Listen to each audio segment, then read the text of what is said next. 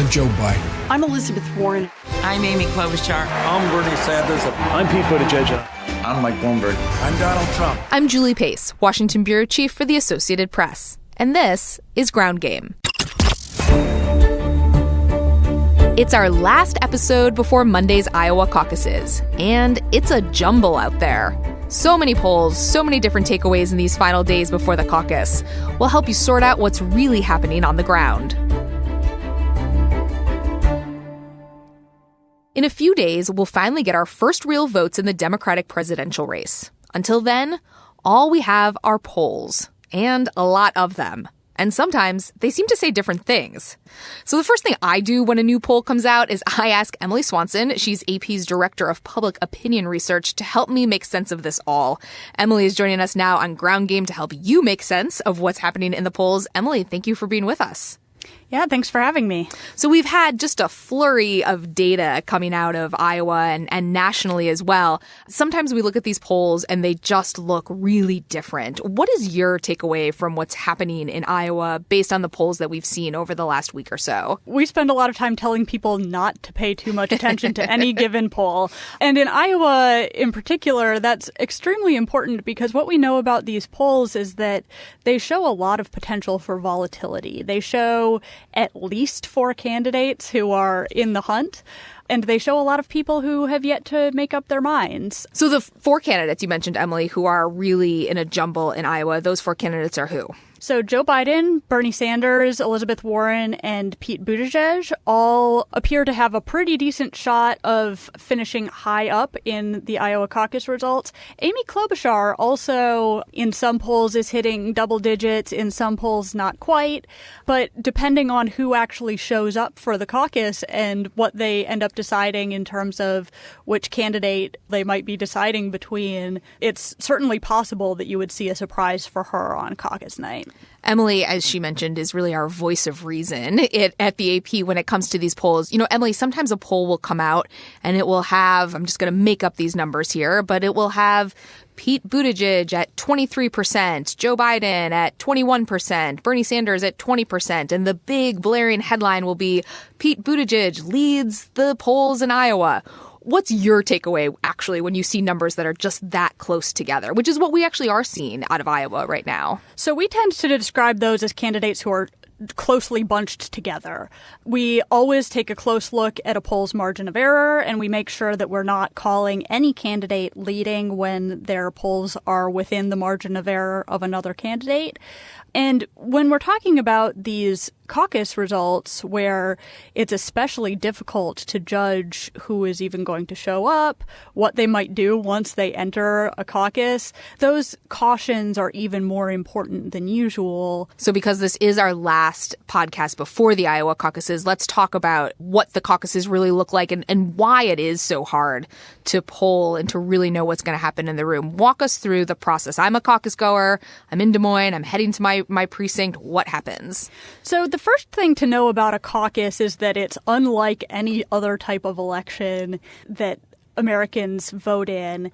You have to actually show up at your polling place at a specific time when the doors close, and you're sort of part of a conversation. You're registering an initial vote preference, but you're actually present during a set period of time rather than going and casting your vote at some point on election day.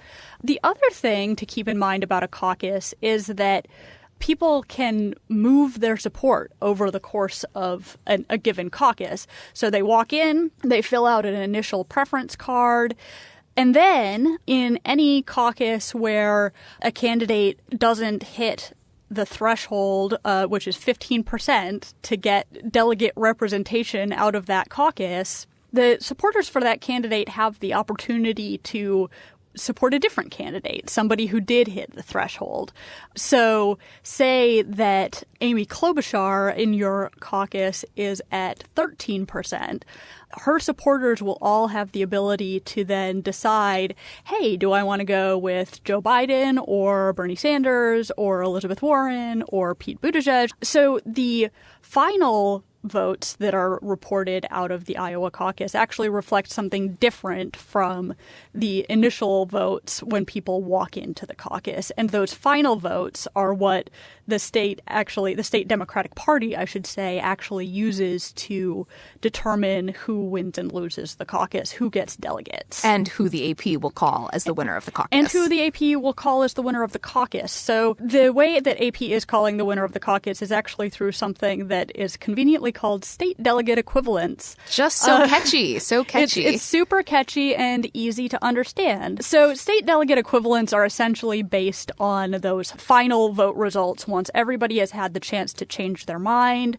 But every caucus location, every county is pre-assigned a number of state delegate equivalents. And so whatever the vote outcomes in that area happen to be, those become state delegate equivalents. Those are what ultimately determine how many actual delegates the candidates get out of the state, along with individual congressional districts.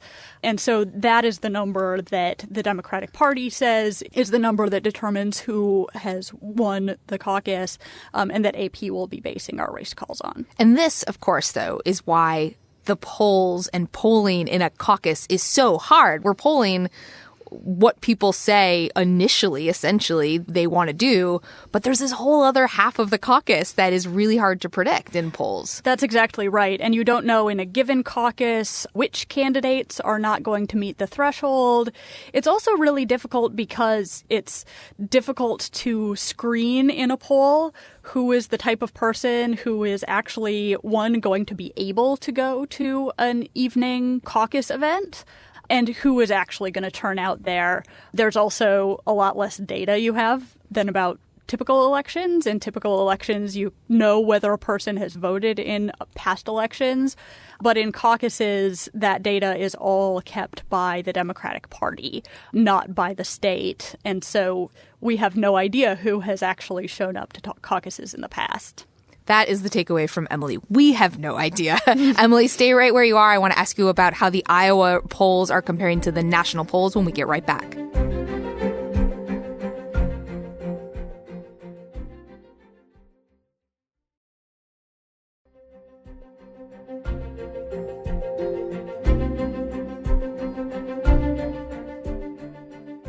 I'm here with Emily Swanson. She's AP's Director of Public Opinion Research. Emily, we were just talking about the real jumble in the polls that we're seeing heading into the Iowa caucuses. But what are we seeing nationally, and how does that differ from what you're watching in Iowa? Sure. So nationally, we still see in most, although not necessarily all polls, a little bit of a lead for Joe Biden, who sort of went into the race as the most well-known candidate nationally and the candidate with the highest level of support.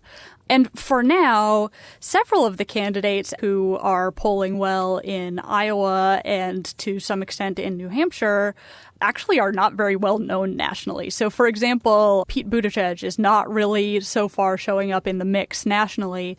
That certainly doesn't mean that if he did well in Iowa or some of the subsequent early states, that he wouldn't have a chance with voters nationally. It kind of means that they're just still unfamiliar with him.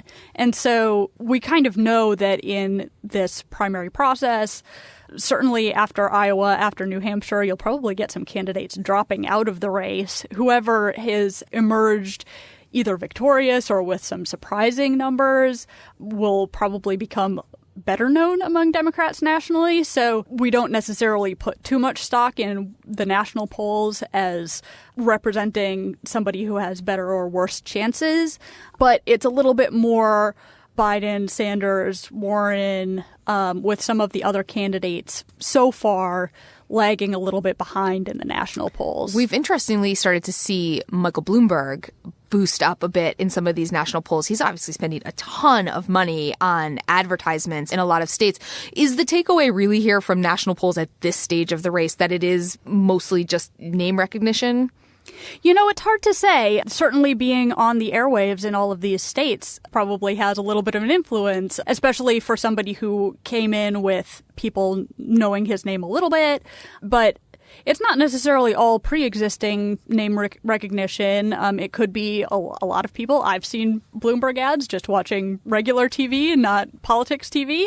I'm sure many, many, many other Americans have as well. But it's very hard to say how this strategy will play out. Interestingly, Bloomberg has sort of sworn off the early states, isn't focusing on the early states. He's not on the ballot in New Hampshire. In Iowa, there is no set ballot, so people could go in and caucus for Bloomberg.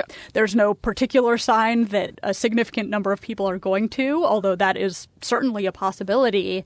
It's very hard to say what a candidate whose strategy has been just skip these early states.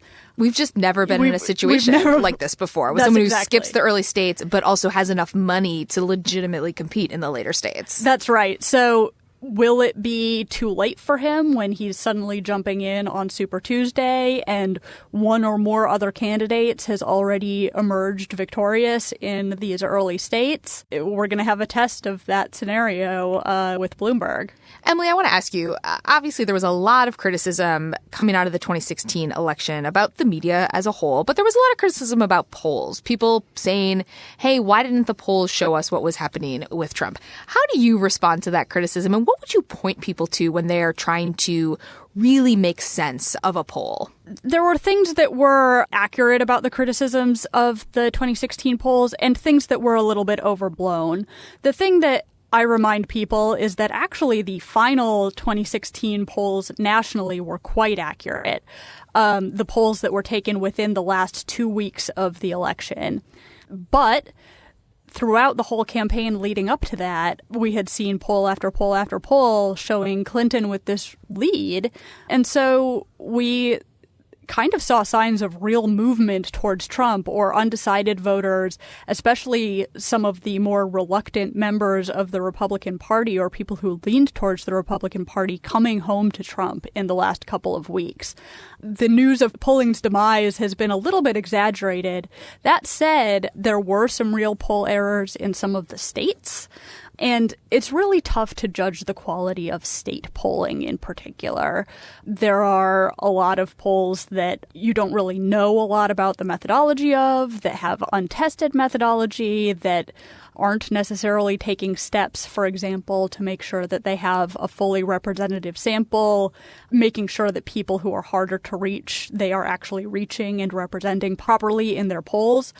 In 2016, an example of that was people who are lower education voters, who don't have a college degree, who were especially likely to support Trump.